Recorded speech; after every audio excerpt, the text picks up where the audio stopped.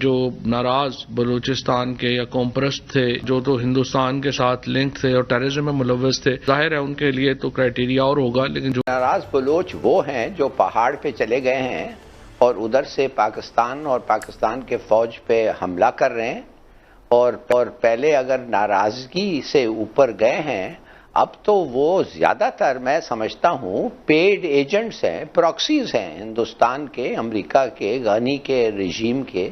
इंदिरा गांधी आई और प्रिंसेस को खत्म कर दिया। इंदिरा गांधी नहीं, नेहरू ने एक एडिक्ट के साथ, नो मोर प्रिंसेस, सरदार वरदारी खत्म।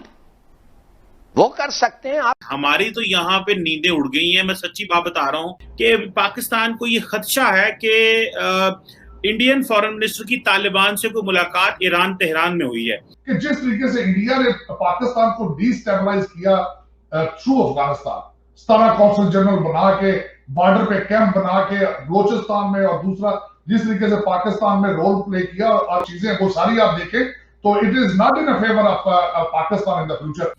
ऐसे लोग जो आर्मी के बूट चाट रहे हैं, एक तो पॉलिश करना होता है, एक चाटना होता है, ये बूट चाटने वाले लोग हैं। ये लोग बलूचिस्तान का मसला हल करेंगे।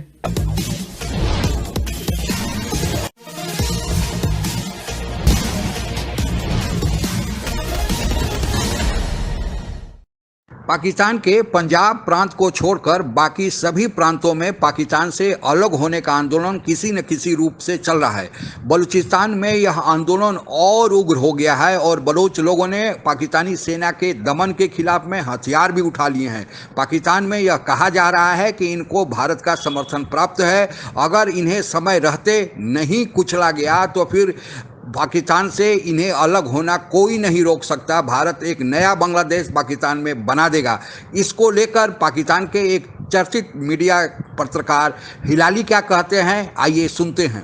हम नाराज बलोचों से बातचीत की जाएगी, उनसे मुज़ाकरात किए जाएंगे। उनको मुज़ाकरात की मेज़ पर लाने के लिए शाहज़ैन बुगटी साहब जो हैं उनको ये टास्क दिया गया है। उन्हें ख़ास तौर पर ओहदा भी दिया गया, प्राइम मिनिस्टर ऑफिस में उनका ऑफिस भी बनाया गया है ताकि वो इस सिलसिले में एक ब्रिज का किरदार अदा कर सकें और जो उनके वहाँ के लोग हैं जो नाराज़ हैं उनको उनकी जो मामलात हैं उनको प्राइम मिनिस्टर तक पहुँचा सकें और उसके बाद फिर फर्दर उसको आगे भी बढ़ाया जा सके। लेकिन ये कोई पहला मौका नहीं है ऐसा। इससे पहले हमने देखा कि बलूचिस्तान के हुकूक के लिए आगाज़ हुकूक बलूचिस्तान का आगाज़ किया गया था पीपल्स पार्टी की जानिब से। जब PMLN का दौरे हुकूमत था तो उसमें भी बलूचिस्तान के लिए बड़े बड़े पैकेजेस और मुराद का ऐलान किया गया था। और जब अब प्राइम मिनिस्टर साहब इमरान खान हैं तो उनकी जानिब से भी न सिर्फ ये कि ऐलानात किए गए मुख्तलिफ बलूचिस्तान की तरक्की के हवाले से, पसमानगी दूर करने के हवाले से, बल्कि जो नाराज़ बलोच है उनसे भी बात करने के हवाले से। तो क्या इस दफ़ा की ये कामयाब हो पाएंगे या नहीं, इसके हवाले से बात करते हैं। पहले ये हिलाली साहब की तरफ जाते हैं। हिलाली साहब, आपके ख्याल से ये नाराज बलोच हैं कौन और ये क्या चाहते हैं? नाराज बलोच वो हैं जो पहाड़ पे चले गए हैं और उधर से पाकिस्तान और पाकिस्तान के फौज पे हमला कर रहे हैं और पहले अगर नाराजगी से ऊपर गए हैं, अब तो वो ज्यादातर मैं समझता हूं पेड एजेंट्स हैं, प्रॉक्सीज हैं हिंदुस्तान के, अमेरिका के, गनी के रिजीम के। ये लोग नाराज कैसे हो सकते हैं? अभी इनको बार बार कहा गया है कि वापस आओ, बात करो, क्या चाहिए तुम्हें। अफसोस से कहना पड़ता है कि ये जो इनिशिएटिव लिया गया है, हम सब चाहते हैं कि अगर कोई ऐसे नाराज हैं, ज्यादातर तो मैं अभी समझता हूं ये एजेंट्स हैं अमेरिका। दो इसमें एक तो बात है, एक तो ये कि क्या नाराज बलोच वो हैं, उनसे बात की जाएगी जो इसलिए नाराज हैं कि बलूचिस्तान को उसके हुकूक नहीं मिल रहे, या फिर वो लोग हैं जो कि एजेंट्स हैं जिनकी बात हिलाली साहब कर रहे हैं। समीना, ये ऐसे नहीं होता कि वज़ीर आज़म रात को सोए ख्वाब देखकर सुबह उठ के तैनाती कर दी। ख़ास तौर पे नाराज बलोचों के हवाले से बहुत सारी मीटिंग्स होती हैं, तय होती हैं जो इंडिया के पेरोल पे हैं, कुछ अमेरिका के होंगे, कुछ इसराइल के होंगे, रॉ मुसाद उनको फंडिंग भी करती है, लेकिन सब लोग नहीं। मैंने कहा सर अब तो आप गवर्नर बन रहे हैं बलूचिस्तान के, इसका मतलब है कि पाकिस्तान और आप रेकनसाइल हो गए। कहता है I don't believe in Pakistan. तो मैंने कहा आप नहीं मानते पाकिस्तान को और आपने गवर्नरशिप एक्सेप्ट किया। कहता है वो भुट्टो ने मुझे दिया है।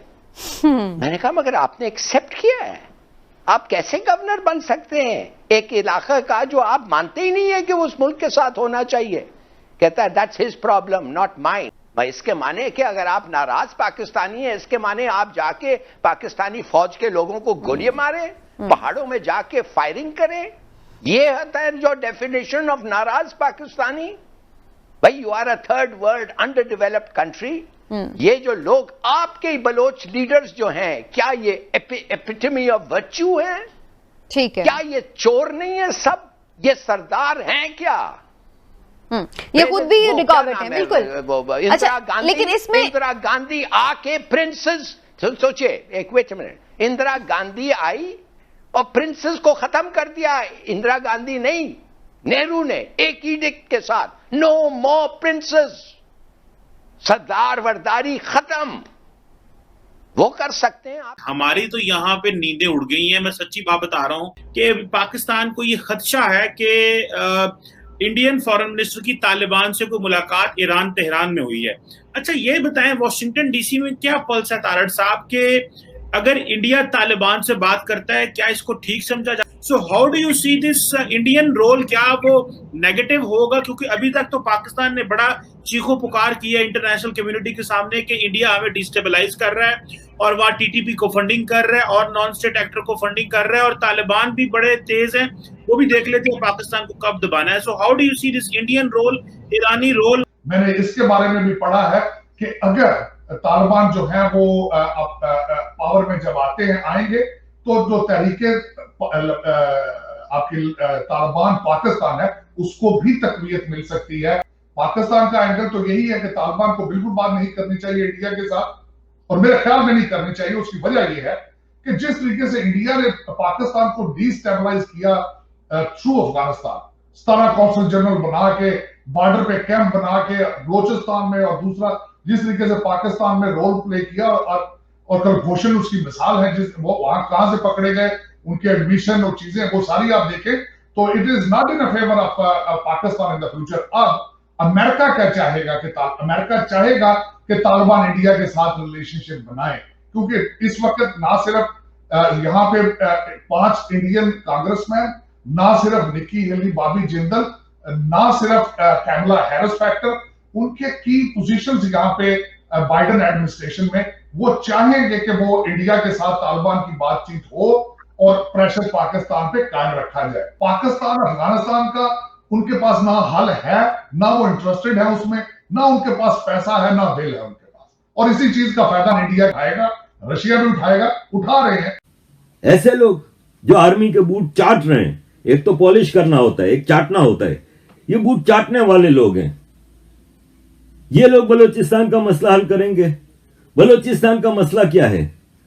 बलूचिस्तान का मसला purely exploitation of natural resources है, जो बलूचिस्तान के साथ पिछले जो लेजिटिमेट लाइफ थी, जो इसकी एक्सपेक्टेड, हर दवाई के ऊपर लिखा होता है ना एक्सपायरी डेट, हर खाने के ऊपर, इसी तरह पाकिस्तान अपनी एक्सपायरी डेट से बहुत आगे जा चुका है। और जब कोई खाने की चीज एक्सपायरी डेट से गुजर जाए ना, तो वो बू मारने लगती है, वो गंध सड़ जाती है, गल सड़ जाती है, और फिर उसकी बू से वायरसेस निकलते हैं, बैक्टीरियाज निकलते हैं, जो माहौल को खराब करते हैं। तो ये पाकिस्तान के बारे में इंटरनेशनल पावर्स भी इस बात पे एग्रीड है कि पाकिस्तान अपनी लाइफ एक्सपेक्टेंसी गुजार चुका है, और अब ये बू मार रहा है और ये माहौल को खराब कर रहा है, जैसे कि अफगानिस्तान। पाकिस्तान के 4 प्रांतों में से बलूचिस्तान क्षेत्रफल के हिसाब से पाकिस्तान का सबसे बड़ा प्रांत है। यानी पाकिस्तान के कुल क्षेत्रफल का बलूचिस्तान आधा के करीब यानी 43.6% इसका क्षेत्रफल है, जबकि जनसंख्या के हिसाब से पाकिस्तान का 1/20वां हिस्सा है। पाकिस्तान की जनसंख्या लगभग 22 करोड़ है, उसमें से बलूचिस्तान की जनसंख्या मात्र 1,23,00,000 के करीब है।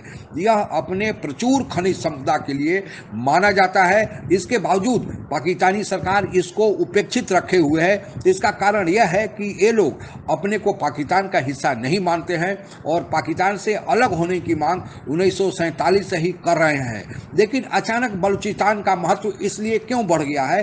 क्योंकि चीन पाकिस्तान की अति महत्वाकांक्षी परियोजना सी पैक यहीं से ग्वादर पोर्ट में मिलती है। अगर यहाँ अशांति रहा तो फिर सीपैक और ग्वादर पोर्ट कभी पूरी तरह ऑपरेशनल नहीं हो पाएगा और चीन पाकिस्तान का मंसूबा पूरी तरह से फ्लॉप कर जाएगा। अमेरिका सीपैक का विरोध करता है और एक बार लाल किले से अपने भाषण में भारत के प्रधानमंत्री मोदी ने भी बलूचिस्तान के लोगों के प्रति अपनी सहानुभूति जता दी थी। तब से पाकिस्तान को एक बहाना मिल गया है कि जो भी कोई घटना बलूचिस्तान में होती है उसका श्रेय, उसका दोष भारत पर डाल देता है और यह पाकिस्तान की हमेशा से आदत ही रही है। अमेरिका को तो वो नहीं बोल सकता, लेकिन भारत के खिलाफ इल्जाम लगाने में वह सबसे आगे रहता है।